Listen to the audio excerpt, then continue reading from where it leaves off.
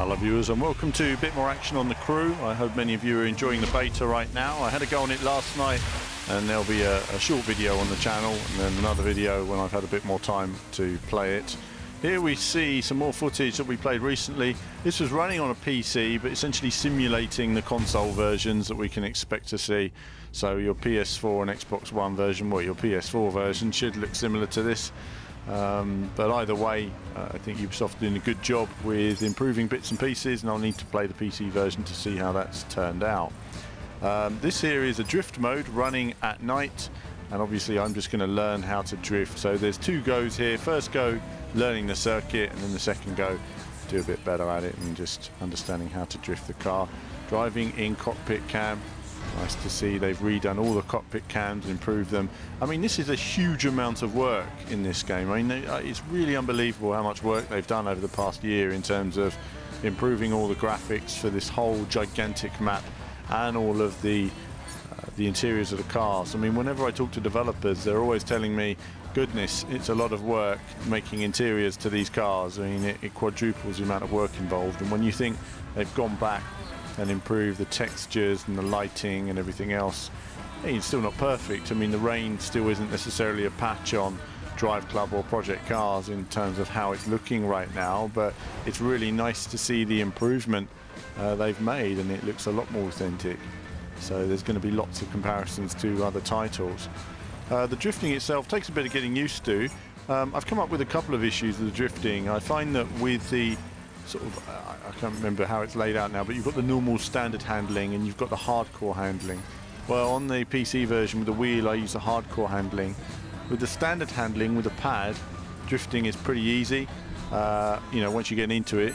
But as soon as you change to hardcore, I find the drifting to be nigh on impossible. The car just spins out constantly. So that's certainly a difference there. I wouldn't do drifting on hardcore sort of mode settings. It wasn't easy at all, and especially with the wheel. You know, you'd think it would be easier with the wheel really to control and balance the throttle with the wheel in a certain position, but no, with the hardcore handling, the car just goes into a slide, the back end steps out, and there's no saving it basically.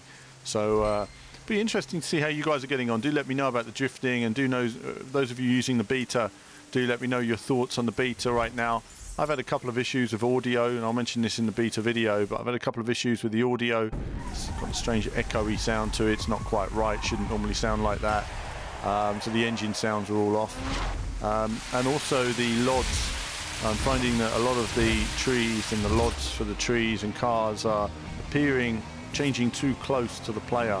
So as you're driving down a road, you're literally seeing the environment have a ripple effect as the LODs change. And I'm running on high settings, so you know, it shouldn't be like that. But on the console versions, obviously you're going to get a nice balance.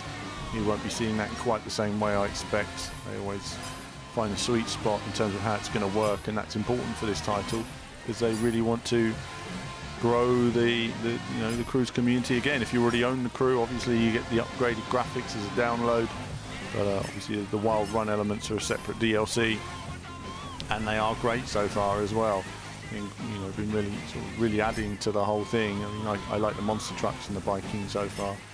I opted for the outside car view this time, just to see what the car is doing. You know, just to see what the placement is and how you slide into corners. I think some of these games, they vary whether you want to be inside the car or outside the car to get a better result. As you can see, I was doing much better here with the outside car view, able to aim towards the apexes. The car's not quite drifting as much as I would like, but it takes practice, I'm sure, and technique and understanding how best to do it.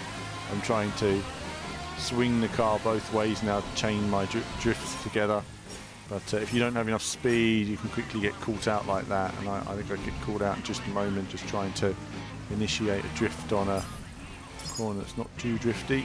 Into the bonnet cam, view of the road ahead. Back to that cockpit again. So nice to see. I mean, all around nice effects, and the rain effect. The rain also on the PC version slows it down massively. I go from 60 down to 30 on the PC version. On the console, you won't have that because it will be locked at 30 frames. At least they have visuals more representative now, which is important if you're going to have a lower frame rate. But that was it for the drifting on the Crew. Good fun on that so far, and there'll be more action from me, more crew action on the beta, as well as just looking at these extra modes and other video bits and pieces we have from it coming up on the channel. But that's it from me. As ever, more soon.